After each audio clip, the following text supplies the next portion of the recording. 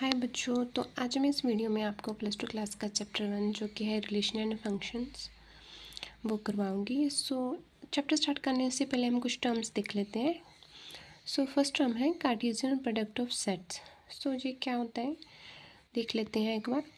If A and B are non empty sets then the set of all ordered pairs A comma B where A belongs to A and B belongs to B is called the Cartesian product of sets A and B and is denoted by A cross B।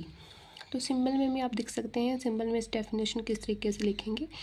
क्या होता है cartesian product, कोई भी एक ए set में से element लेंगे और उसको बी एलिमेंट के साथ लिखेंगे, ऑर्डर्ड पेयर बन जाएगा। वो उसकी कार्टेशियन प्रोडक्ट कहलाएगी। ऑर्डर्ड पेयर अगर आपने नहीं पढ़ा +1 में तो मैं अभी करवा देती हूँ। ऑर्डर्ड पेयर क्या होता है, let A and B be two given non-empty sets. If A belongs to A and B belongs to set B, then A comma B denotes an ordered pair whose first component is A and second component is B. Ordered pair कैसे लिखेंगे, मान लीजिए कि A कोई element है जो set A का है एंड जो B है वो सेट B का एलिमेंट है। तो जब हम इनको ऐसे लिखेंगे तो ये हमारा एक ऑर्डर्ड पेयर बन जाएगा। एक और बात देख लेते हैं इसमें जो कि ध्यान देने वाली है। The ordered pair A comma B and B comma A are different. ये जो दोनों ऑर्डर्ड पेयर है वे डिफरेंट है। कब तक, जब तक A जो है B के इक्वल ना हो जाए। और हम इक्वल कब कहेंगे, also two ordered pairs A comma B and C comma D are equal if and only if A equal to C and B equal to D। Basically दो ऑर्डर्ड पेयर इक्वल कब होंगे, जब इसका ए element किसके equal होगा, सी के, और B element equal होगा डी के, तब हम कहेंगे टू ऑर्डर्ड पेयर जो है वो सेम है, इक्वल है। नेक्स्ट जो डेफिनेशन है वो है रिलेशन की। चलिए देखते हैं रिलेशन क्या होता है। Let A and B two sets then a relation from A to B is subset of A cross B. Basically A and B कोई भी दो जो है नॉन एम्प्टी सेट्स हैं, देन जो रिलेशन होगा from A set to B वो कोई भी सबसेट होगा ए कार्टेशियन प्रोडक्ट बी। अभी मैं एक एग्जांपल करवाऊंगी, उससे आपको और क्लियर हो जाएगा कार्टेशियन प्रोडक्ट और रिलेशन के बारे में। अब लेट कर लेते हैं कोई सेट ए है जिसके एलिमेंट है 1 2 3 एंड अनदर सेट है जो जिसका नाम बी है और उसमें एलिमेंट्स है 4 एंड 5। अब इन दोनों सेट्स के हम कार्टेशियन प्रोडक्ट निकालेंगे। फर्स्ट जो ए सेट है उसका फर्स्ट एलिमेंट बी सेट के दोनों एलिमेंट के साथ ऑर्डर्ड पेयर बनाएगा और फिर इसका सेकंड एलिमेंट इन दोनों के साथ ऑर्डर्ड पेयर बनाएगा और फिर थर्ड एलिमेंट। इसी तरह कार्टेशियन प्रोडक्ट कंप्लीट हो जाएगी। स्टार्ट करते हैं। हमने कार्टेशियन प्रोडक्ट कंप्लीट कर ली है। फर्स्ट एलिमेंट है जो ए का वो बी के फर्स्ट एलिमेंट के साथ।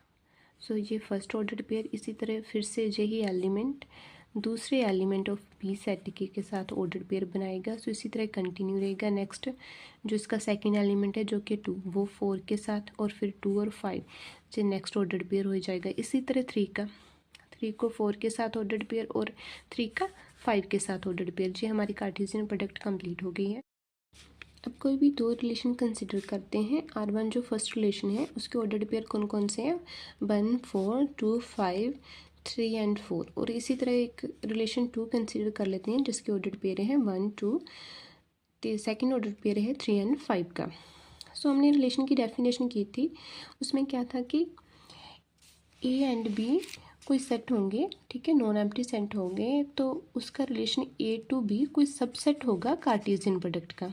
अब हम इन दोनों रिलेशन को चेक करेंगे कि इनमें से कौन सा जो सबसेट है ए क्रॉस बी का, वही हमारा रिलेशन होगा। और फर्स्ट रिलेशन चेक करते हैं 1 4 2 5 3 एंड 4। ये सभी ऑर्डर्ड पेयर जो हमारी कार्टेशियन प्रोडक्ट में प्रेजेंट है। R1 तो रिलेशन होगा ए इंटू बी। सेकेंड रिलेशन में 1 2 और 3 5। 3 5 ऑर्डर्ड पेयर प्रेजेंट है हमारे कार्टेशियन प्रोडक्ट में, बट 1 2 नहीं है। जो R2 है वो रिलेशन नहीं होगा। नेक्स्ट जो डेफिनेशन है वो डोमेन है, देखते हैं। Let R be a relation from a set A to a set B, then the set of all first components or coordinate of the ordered pairs belonging to R is called domain of R. So domain क्या होती है? Relation होता है from a set A to a set B, then जो all सारे के सारे जो फर्स्ट कंपोनेंट होते हैं उस रिलेशन के ऑर्डर्ड पेयर के, वो किसे बिलोंग करते हैं? डोमेन के। और उसी रिलेशन के जो सेकंड कंपोनेंट है वो किसे बिलोंग करेंगे? रेंज को। सो रेंज की भी डेफिनेशन देख लेते हैं। Let R be a relation from a set A to set B, then the set of all second components or coordinate of the ordered pairs belonging to R is called the range of R. So range क्या होती है? किसी जो relation होता है from set A to set B, then उसके जो भी सेकंड कंपोनेंट होते हैं सभी के सभी, उसे हम रेंज बुलाते हैं। सो इनको भी एक एग्जांपल के ज़रिए समझ लेते हैं। हम सपोज़ कर लेते हैं कि जो सेट ए है और कोई सेट बी है, तो इनका रिलेशन है दिया हुआ है। सो इनमें से डोमेन क्या होगी? सो डेफिनेशन क्या थी डोमेन की, कि जो रिलेशन के फर्स्ट कंपोनेंट होंगे वो सब क्या होंगे? डोमेन होगी। So then domain of relation क्या होगी? 1, 2 एंड 4। सो रेंज क्या होती है? रेंज उसी रिलेशन के सेकंड कंपोनेंट होते हैं। सो रेंज क्या आ जाएगी? सो सेकंड कंपोनेंट कौन कौन से हैं? 5, 6, 5। सो इसकी रेंज क्या आ जाएगी? 5, 6। 5 दो बार है तो हम सिर्फ एक बार ही लिखेंगे। नेक्स्ट हम लिखते हैं types of relation. So first relation है empty relation. A relation R in a set A is called empty relation if no element of A is related to any element of A.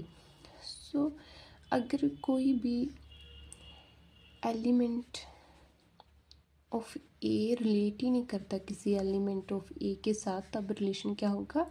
M. सो इसके एक example बता देती हूँ। हम suppose कर लेते हैं एक जो सेट है वो सेट ऑफ स्टूडेंट्स है, एंड एक और सेट है जो सेट ऑफ क्लासेस है। अगर कोई स्टूडेंट किसी भी क्लास में इनरोल नहीं करेगा तो वो रिलेशन क्या होगा? Empty. So students enrol in class is empty.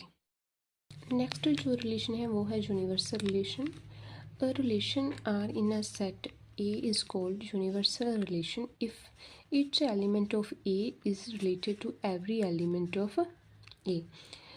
मतलब कि अगर सारे के सारे एलिमेंट जो ए के हैं वो रिलेटेड होंगे सारे के सारे एलिमेंट ऑफ ए के साथ, तो उसे हम क्या कहेंगे? Universal relation. अब इसकी एक एग्जांपल देख लेते हैं।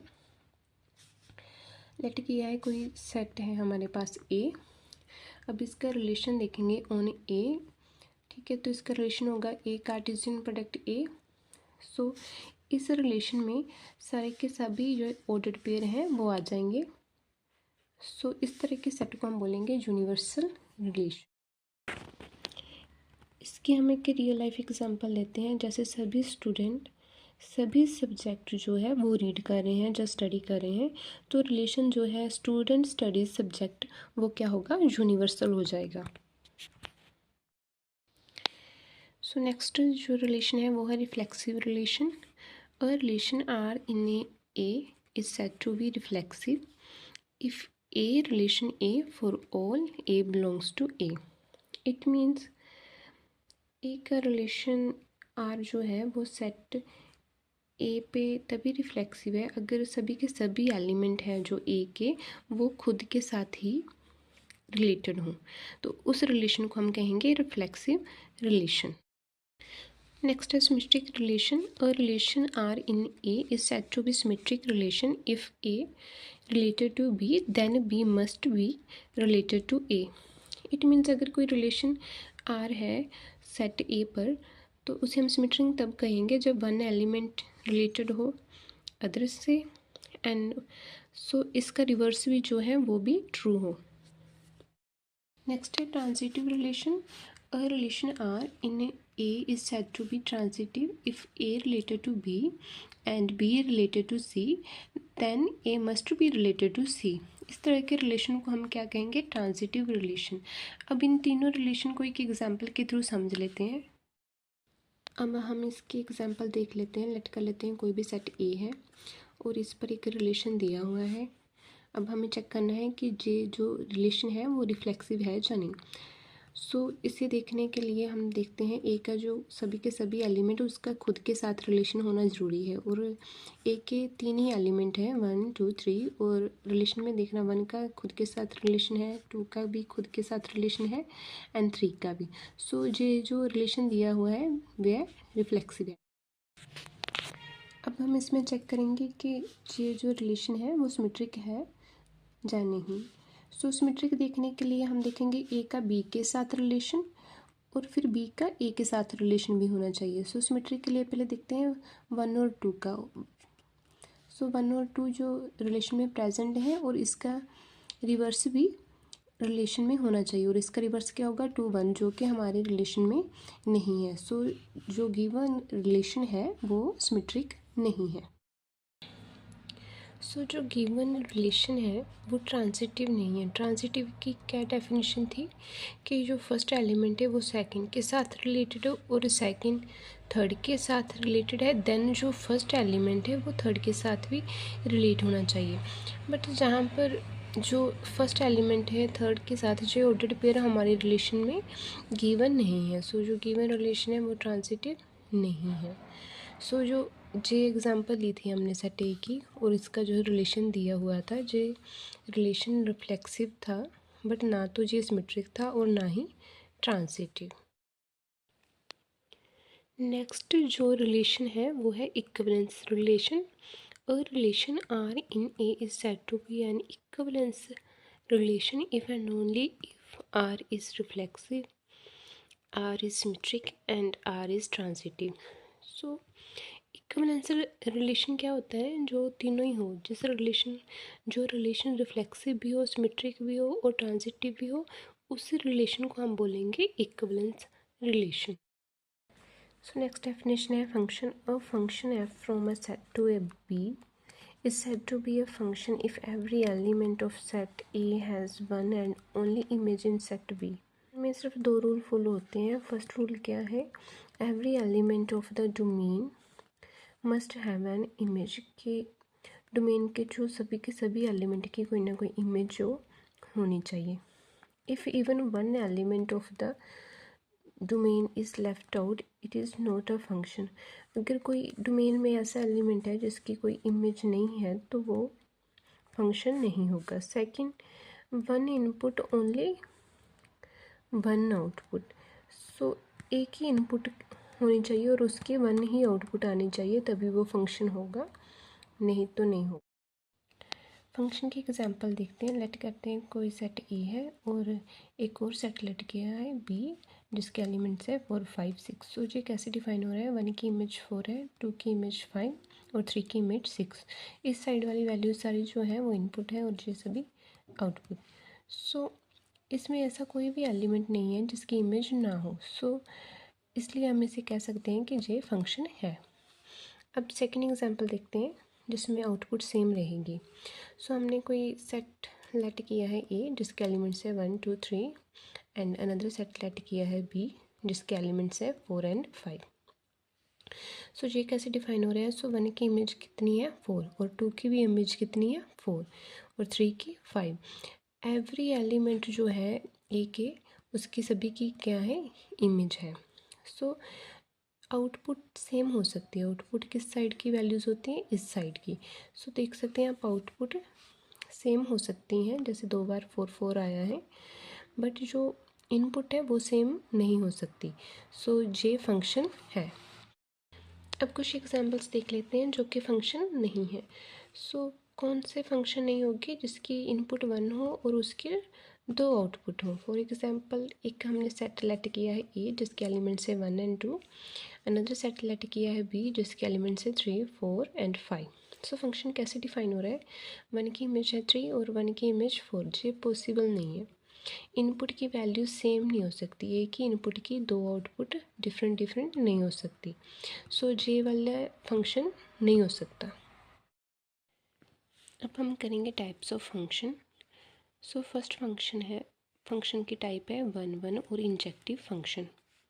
अ function f x tend to y is defined to be 1 1 और injective if the images of distinct elements of x under f are distinct, so one one function कौन सा होता है जिसमें x में जो भी वैल्यूज़ या एवरी जो फंक्शन होता है, नंबर होता है, उसकी जो होती है डिस्टिंक्ट वैल्यूज़ प्रेजेंट होती है। जैसे आप देख सकते हैं जो x की वैल्यूज़ हैं, इन सभी की जो है एक डिफरेंट इमेज बन रही है, किसी की भी इमेज सेम नहीं है। और इसमें कोई y वाली साइड में कोई एलिमेंट बच भी जाए तो भी ये फंक्शन वन वन ही होता है। इस साइड से कोई फंक्शन बचना नहीं चाहिए। और दूसरी बात है कि सभी की जो इमेज है वो डिस्टिंक्ट और डिफरेंट होनी चाहिए, किसी भी की इमेज सेम नहीं होनी चाहिए। नेक्स्ट जो फंक्शन है ऑन टू और surjective function. A function f X tend to Y is said to be onto और surjective if every element of Y is image of some element of x under f.